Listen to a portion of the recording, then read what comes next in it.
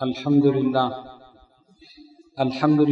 رب العالمین والصلاة والسلام علی من کان نبیا وآدم بین الماء والطین وعلی آلہ واصحابہ اجمعین اما بعد فاعوذ باللہ من الشیطان الرجیم بسم اللہ الرحمن الرحیم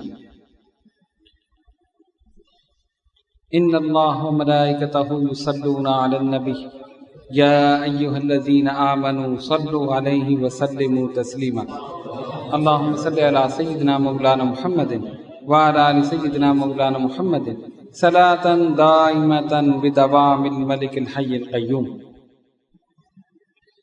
آج کی ہماری اس نشست کا عنوان ہے ضرورت نبوت۔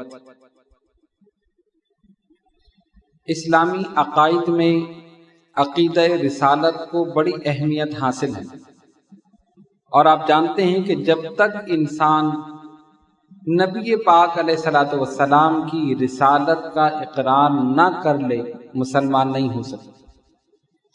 1,00,000 مرتبہ کیا 1 کروڑ مرتبہ کیا بے شمار مرتبہ لا الہ الا اللہ کہہ لے، مسلمان نہیں ہو سکتا جبکہ سچے دل کے ساتھ محمد الرسول اللہ صلی اللہ علیہ وسلم نہ کہے۔ یہاں پر ایک یہ حقیقت روز روشن کی طرح آیا ہے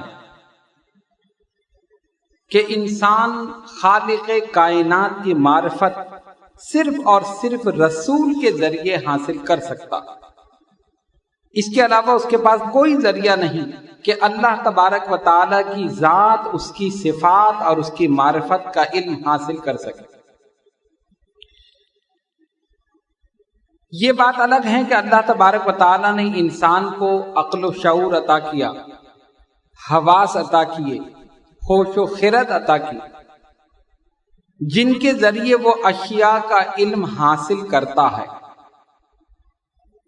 مثال کے طور پر آنکھ اللہ تعالیٰ نے دیکھنے کے لیے عطا کی، لیکن یہ آنکھ اور اس کے اندر جو نور ہے، روشنی ہے، اس وقت تک نہیں آپ کو دکھا سکتی جب تک کہ ایک خارجی نور اس کا معاون نہ بنے۔ اب میں بات کو اور آسان کر دوں، آنکھ کے اندر نور ہے نا، روشنی ہے، اس روشنی سے آپ کسی چیز کو نہیں دیکھ سکتے جب تک کہ ایک خارجی نور، خارجی روشنی نہ ہو۔ اس کی مثال آپ کی سمجھے کہ رات میں اندھیرا ہو جائے، لائٹ بند کر دی جائے تو کیا آپ دیکھ سکتے ہیں؟ کیوں؟ حالانکہ آنکھ میں روشنی ہے۔ ایسا نہیں کہ خدا نخواستہ آنکھ کی بینائی چلی گئی، روشنی ہے، دیکھ سکتے ہیں، لیکن جب تک خارجی نور نہ ہو یہ نور کام نہیں کر سکتا۔ ہر ایک کی آنکھ میں نور ہے، ہر ایک کی آنکھ میں روشنی ہے۔ خارجی نور کیا ہے؟ دن کے وقت سورج کی روشنی ہے، یہ خارجی نور ہے، اس روشنی میں آپ دیکھ رہے، اور رات کے وقت یہ لائٹوں کی روشنی ہے، اس کی روشنی میں آپ دیکھ رہے۔ پتہ یہ چلا کہ آنکھ میں نور ہے، روشنی ہے، لیکن یہ نور اور یہ روشنی اس وقت تک آپ کو کسی چیز کو نہیں دکھا سکتی جب تک کہ خارجی نور اس کا معاون نہ بنے، مددگار نہ بنے۔ اب بات سمجھ گئے نا؟ جب تک کہ خارجی نور، اور اس کی مثال یہی ہے کہ اندھیرے میں ہماری آنکھ نہیں دیکھتی۔ کیوں نہیں دیکھتی؟ کہ خارجی نور نہیں۔ جس طرح یہ آنکھ کا نور ہمیں کوئی چیز نہیں دکھا سکتا جب تک کہ خارجی نور معاون نہ بنے، بالکل اسی طرح عقل و شعور انسان کو اللہ تبارک و تعالیٰ نے عطا کر دیا، لیکن یہ عقل، یہ شعور اس وقت تک خدا کی ذات کی معرفت نہیں کرا سکتا جب تک کہ آفتاب نبوت معاون نہ بن جائے۔ آفتاب نبوت معاون نہ بن جائے، جب تک رسول کی معرفت نہ ہو اور رسول تمہیں خدا کی معرفت نہ کرا دے، یہ عقل و شعور کوئی کام نہیں کر سکتا۔ ثابت ہوا کہ خدا کی ذات تک پہنچنے کے لیے، اس کی معرفت حاصل کرنے کے لیے ایک ذریعہ ہونا چاہیے، اور وہ ذریعہ رسول کی ذات، وہ ذریعہ رسول کی ذات۔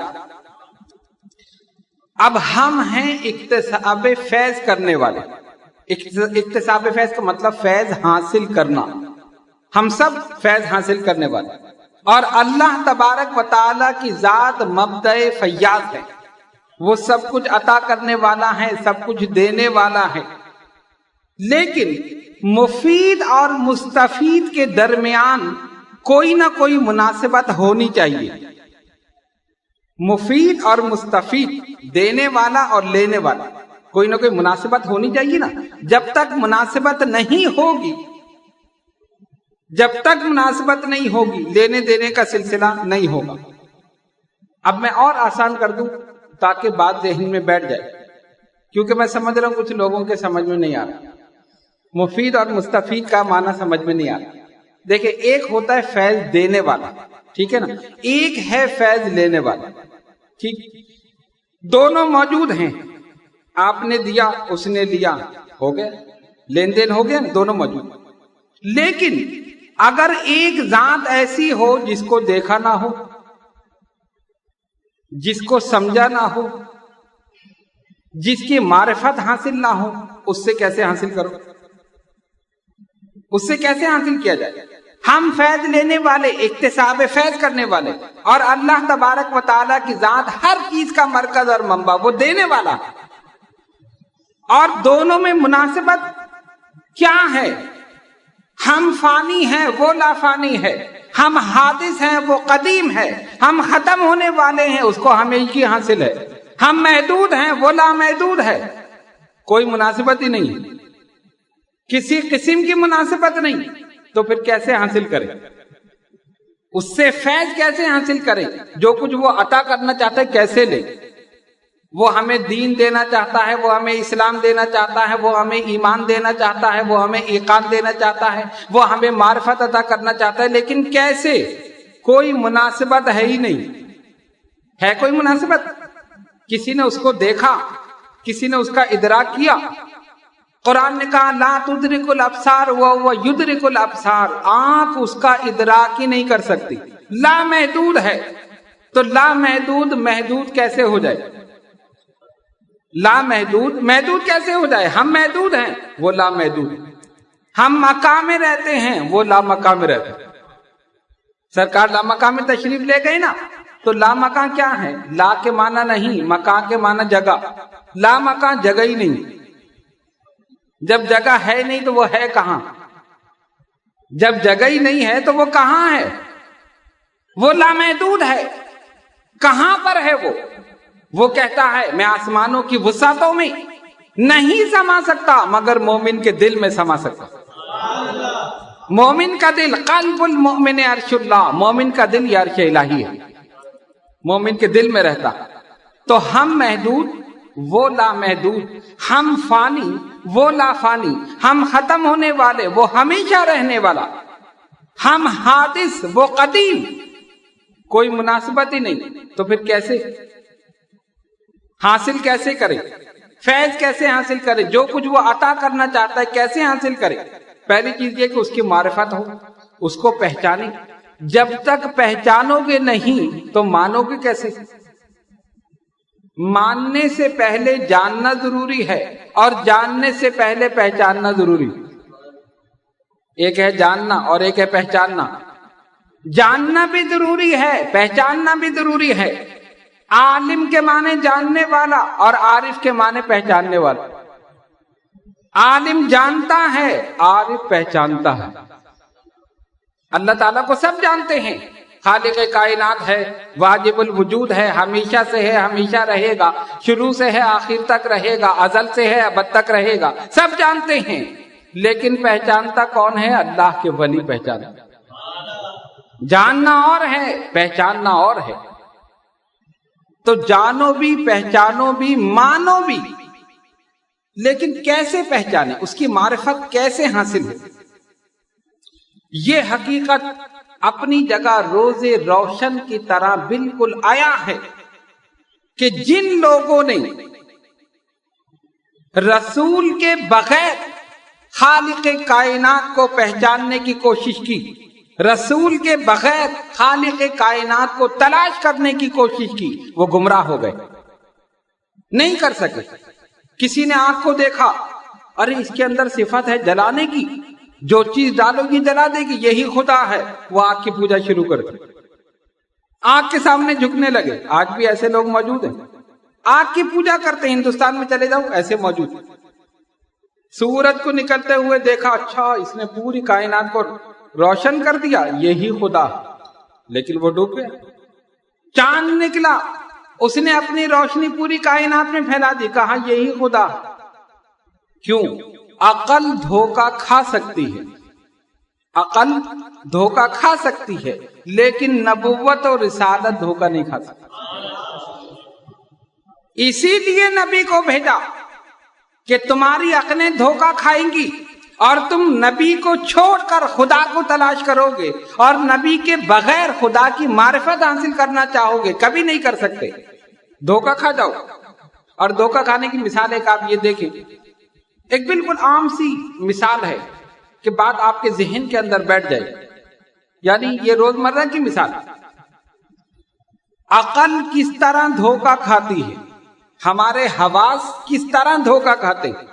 ہم کہتے ہیں نا عقل دھوکہ نہیں کھا سکتی، ہمارے پاس عقل ہے، ہم عقل مند ہیں، ہم غور کریں گے، ہم فکر کریں گے، بات ہماری سمجھ میں آ جائے گی، ہم پہنچ جائیں گے، خدا کی معرفت حاصل کر لیں گے۔ نہیں، نبی کے بغیر، رسول کے بغیر خدا کی معرفت حاصل نہیں کی جا سکتی۔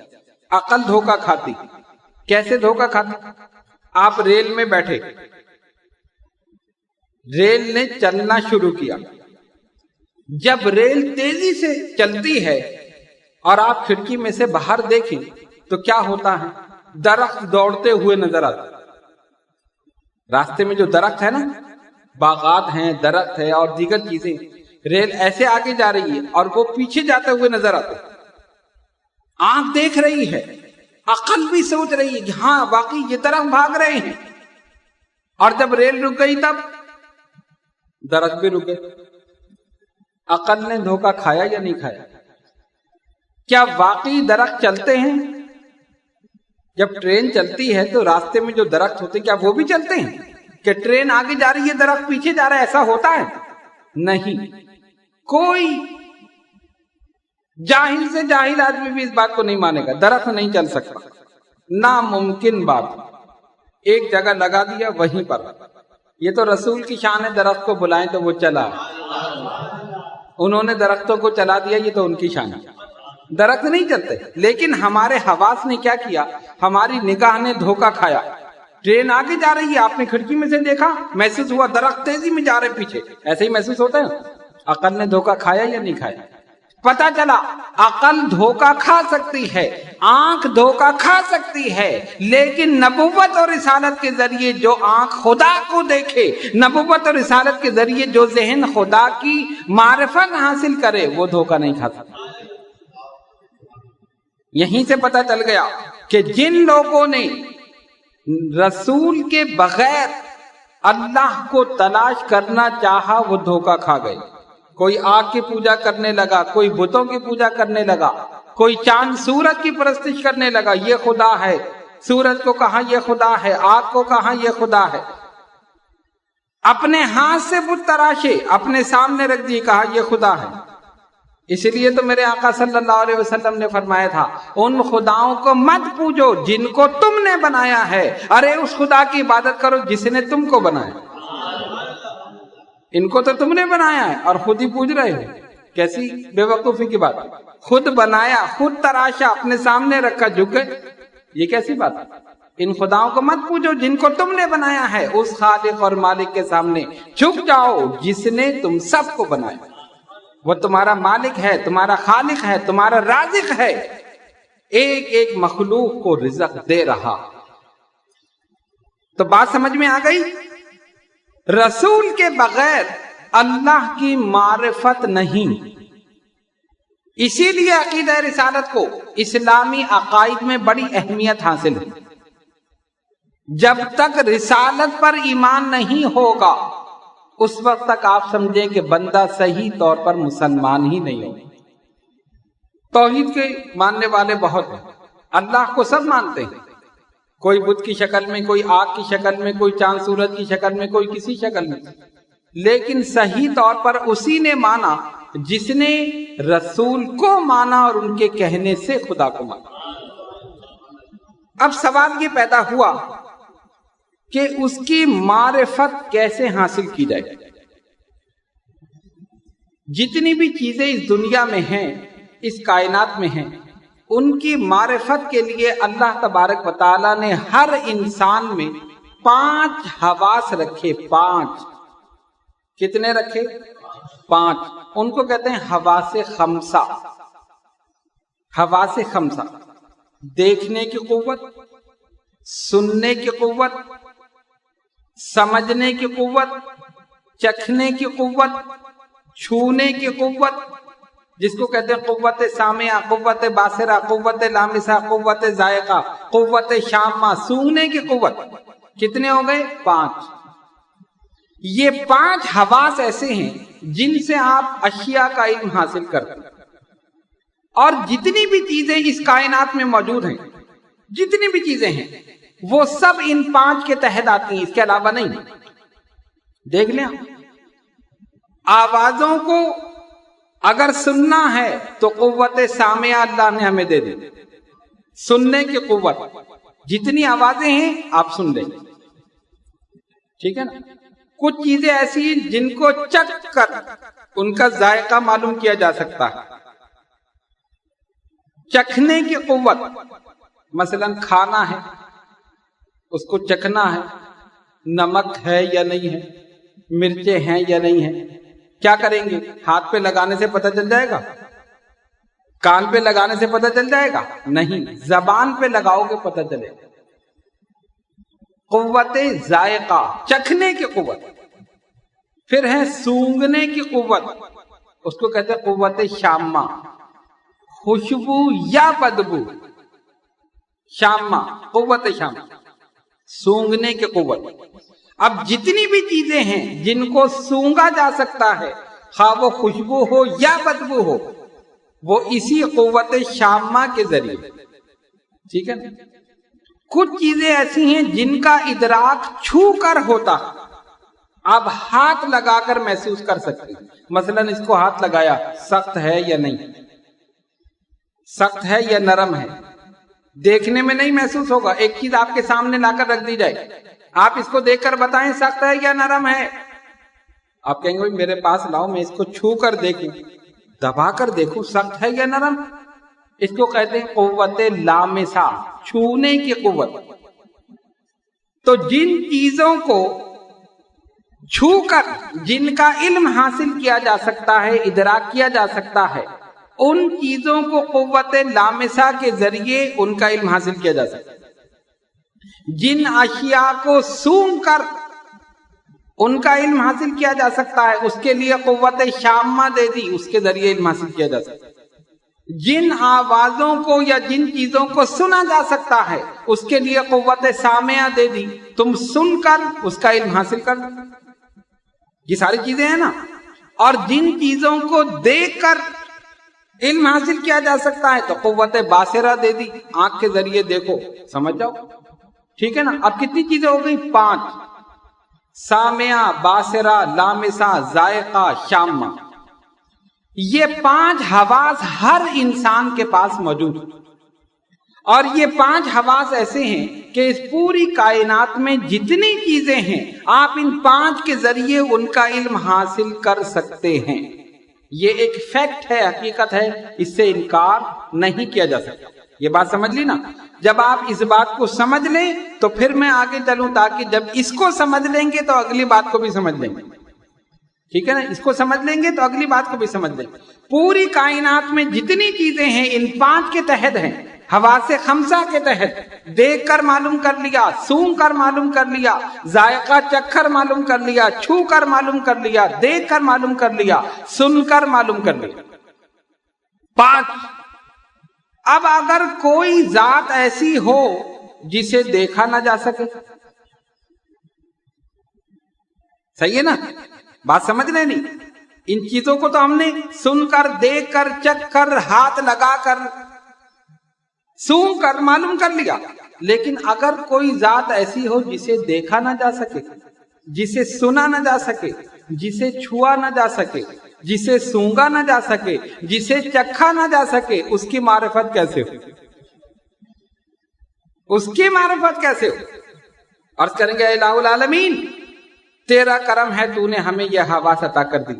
हमने इस दुनिया में जितनी चीजें थी, जितनी अशिया थी, उनका इल्म इन हवा से खमसा से हासिल कर लिया। लेकिन मौला, तेरी मारिफत कैसे हासिल हो? तुझे तो हम देख नहीं सकते, तुझे छू नहीं सकते, सूंघ नहीं सकते, सुन नहीं सकते। तो अगर कोई जात ऐसी हो, उसका इल्म कैसे हासिल हो, उसकी मारिफत कैसे हासिल हो? उसी की मारिफत कराने के लिए नबी आता है, उसी की जात को पहचानवाने के लिए नबी आता है। अब उसकी शान ये है कि वो वाजिबुल वजूद है, वो खालिक है, हम मखलूक हैं, वो राज़िक है, हम मरज़ूक हैं, वो रब है, हम उसके बंदे हैं, वो लाफानी है, हम फानी हैं, वो कदीम है, हम हादिस हैं, हम फना होने वाले हैं, वो हमेशा के लिए है। तो फैज कैसे हासिल करें? बड़ा जरूरी था कि दोनों के दरमियान एक जात और हो। बड़ा जरूरी था कि दोनों के दरमियान, यानी खालिक और मखलूक के दरमियान, रब और बंदे के दरमियान एक जात ऐसी होनी चाहिए जिसका ताल्लुक वहां से भी हो, जिसका ताल्लुक यहां से भी, जिसका ताल्लुक खुदा से भी हो और जिसका ताल्लुक बंदों से भी हो। उसी जात का नाम है रसूल मुहम्मदुर रसूलुल्लाह सल्लल्लाहु अलैहि वसल्लम। समझ गए बात? ताल्लुक उधर से भी, इधर से भी, उधर रब से वासिल, इधर मखलूक में शामिल, ताकि उसका पैगाम इधर पहुंचा दे और इधर की गुजारिशात वहां पहुंचा दे। इसीलिए अल्लाह ने अपने और बंदों के दरमियान रसूल की जात को रखा। इसलिए रसूल की जरूरत पड़ती है। गोया वो बताना चाहता है, मेरे बंदो, तुम मेरी मार्फत हासिल नहीं कर सकते, तुम मेरा इदराक नहीं कर सकते, तुम मुझे देख नहीं सकते, तुम मुझे सुन नहीं सकते, तुम मुझे छू नहीं सकते, इसीलिए मैंने अपने रसूल को भेज दिया। अगर मुझे देखना हो तो इनको देख लो, मेरी शान देखनी हो तो रसूल की शान देख लो, मेरा जलवा देखना हो तो मेरे नबी की सूरत में देख लो, और ये यकीन कर लो जब रसूल ऐसा है तो खुदा कैसा हो। इसलिए रसूल को दरमियान में रखें। अब मेरी जात मेरा महबूब कराएगा।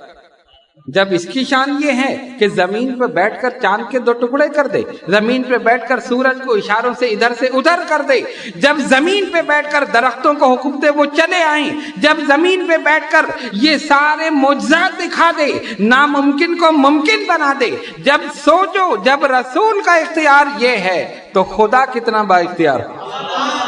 जब इसका चेहरा ऐसा है तो उसकी शान क्या हो। इसीलिए सरकार ने फरमाया, मन रानी फकत राल हक, जिसने मुझे देखा उसने हक को देखा, जिसने मुझे देखा उसने हक को देखा। तुम खुदा को नहीं देख सकते, उसके महबूब को देख लो, यही खुदा को देख। अपनी जात और सिफात का मजहर बना दिया जाते पाके मुहम्मदुर रसूलुल्लाह सल्लल्लाहु अलैहि वसल्लम, मजहर बना दिया। तो अब बात समझ ली, नबी की जरूरत क्यों? नबी की जरूरत क्यों? इसीलिए खालिक और मखलूक के दरमियान एक राबता है। नबी खालिक और मखलूक के दरमियान एक राबता है, एक जरिया है अल्लाह के पैगाम बंदों तक, बंदों की गुजारिशात खालिक तक। अब जितने अहकामात हमारे पास आए, किसकी वजह से? सरकार की वजह से। अब यह भी तो मुमकिन था ना कि कुरान को बैतुल्लाह पर नाजिल कर दिया जाता और ऐलान होता, लोगों सुनो, हमने अपनी आखिरी किताब अपने घर पे नाजिल कर दी, इसको उठाओ और पढ़ लो, हिदायत हासिल कर लो। ऐसा हो सकता था, मुमकिन तो था, लेकिन किया नहीं। क्यों? पहले अपने हबीब को भेजा, महबूब तुम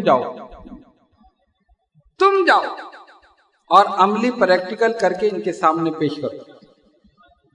अपनी 40 साल पाकीज़ा जिंदगी दुनिया के सामने पेश कर दो। ये तुम्हें सादिक कहते रहे, अमीन कहते रहे, तुम्हारी सदाकत और अमानत और दियानत की गवाही देते रहे, फिर हम कुरान नाजिल करेंगे। پہلے نہیں نازل کیا، قرآن سے پہلے اپنے محبوب کو بھیج دیا۔ ایک چیز ہے نظریہ اور ایک چیز ہے پریکٹیکل، عملی نمونہ۔ ایک تھیوری انسان پڑھ لیتا ہے، مثلا کتاب آپ نے اٹھائی، اس کو ایسے کرو، اس کو ایسے کرو۔ فزکس کیمسٹری میں پریکٹیکل ہوتے ہیں، فارمولے ہوتے ہیں، اس چیز کو اتنی مقدار میں ملاؤ، اس کو اتنی مقدار میں ملاؤ، یہ بن جائے گا، ہے نا، پریکٹیکل۔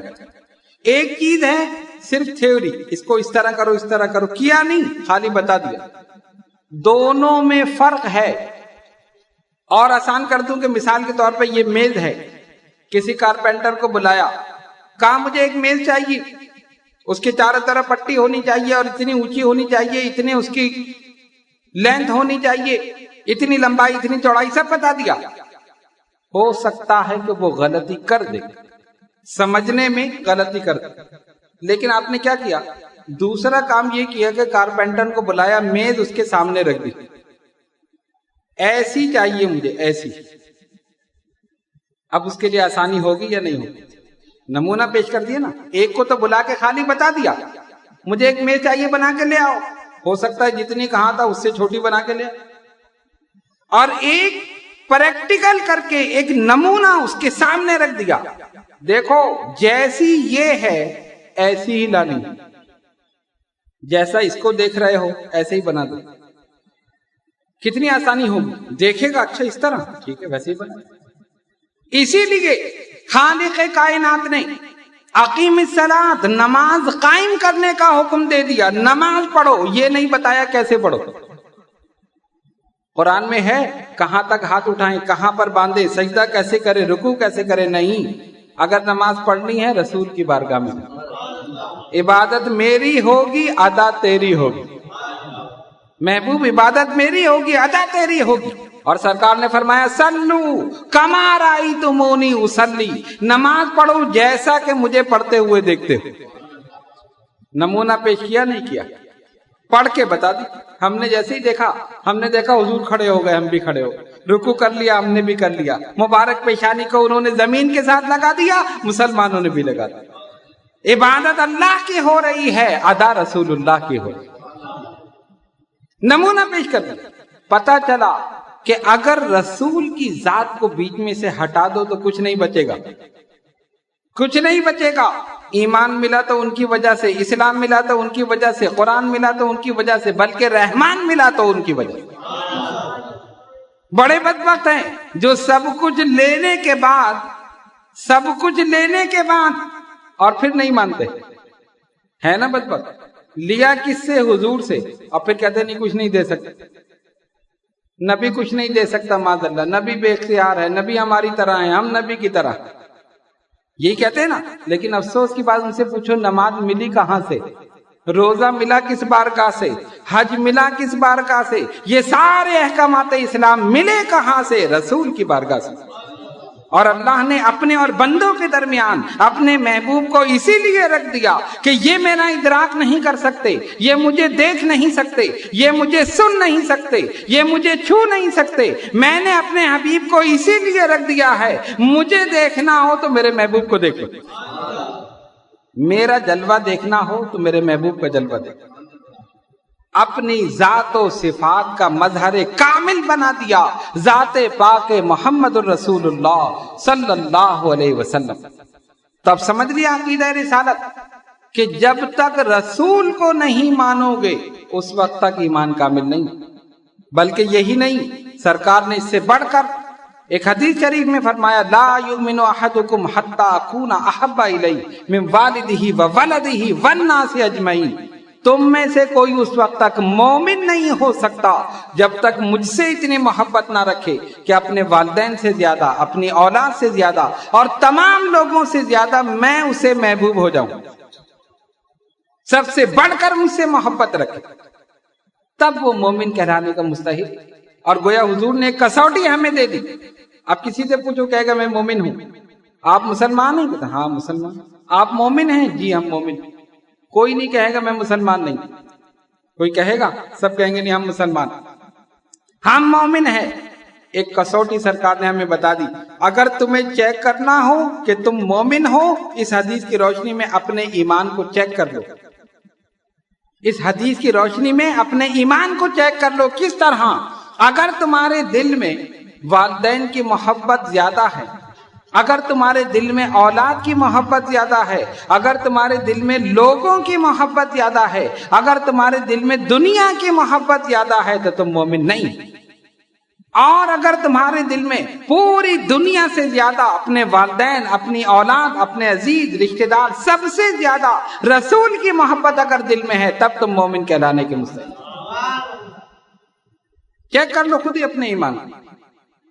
मोहब्बत करने से मना नहीं, अपनी बीवी से, अपने बच्चों से, अपने रिश्तेदारों से, अपने मालो दौलत से, हर चीज से मोहब्बत, लेकिन मोहब्बत रसूल सब पर गालिब हो जाए। ये सारी मोहब्बतें पीछे हो जाए, मोहब्बत रसूल गालिब हो जाए। एक औरत, एक सहाबिया मैदान जंग की तरफ जा रही है।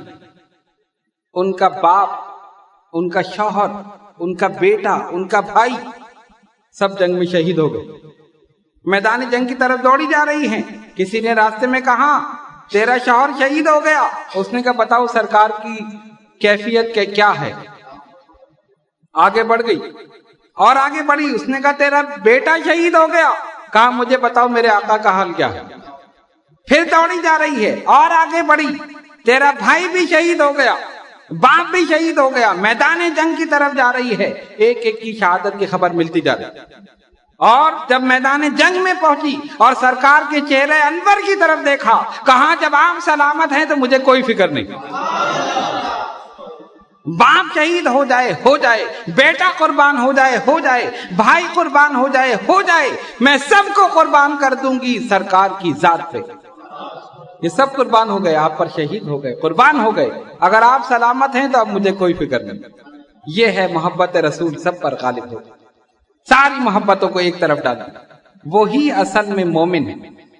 तो बात यहां से चली कि इस्लामी अकाइद में अकीदा रिसालत को बड़ी अहमियत हासिल। तो जब तक रसूल को नहीं मानोगे उस वक्त तक अकीदा मुकम्मल नहीं होगा, मुसलमान ही नहीं हो सकते। 1 लाख मर्तबा क्या 1 करोड़ मर्तबा ला इलाहा इल्लल्लाह कह दे, मुसलमान नहीं है। और 1 मर्तबा सच्चे दिल से कहा मुहम्मदुर रसूलुल्लाह, मुसलमान हो गए। रूहानी गंदगी दूर हो गई, पाकीज़गी हासिल हो गई। कलमे ने कैसा काम किया?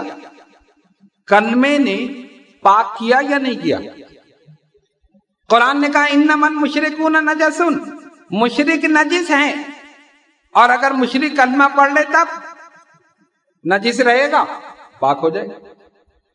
कलमे ने ये काम किया कि उस निजासत को दूर करके पाक कर दिया। निजासत को दूर कर दिया, पाकीज़गी को पैदा कर दिया, गुनाहों को दूर कर दिया, पाकीज़गी हासिल हो गई।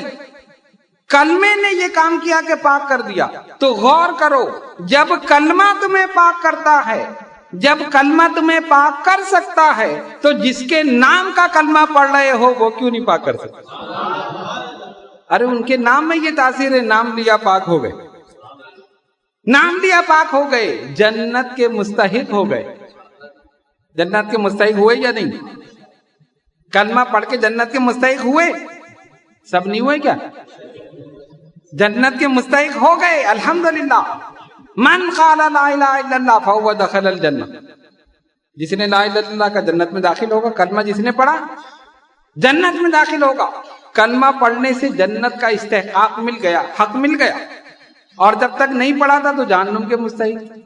तो जिसके कलमे में ये तासीर है कि वो तुम्हें पाक कर दे, जिसके नाम में ये तासीर है कि तुम्हें पाक कर दे, उसकी जात में क्या तासीर है, उसकी अपनी शान क्या हो।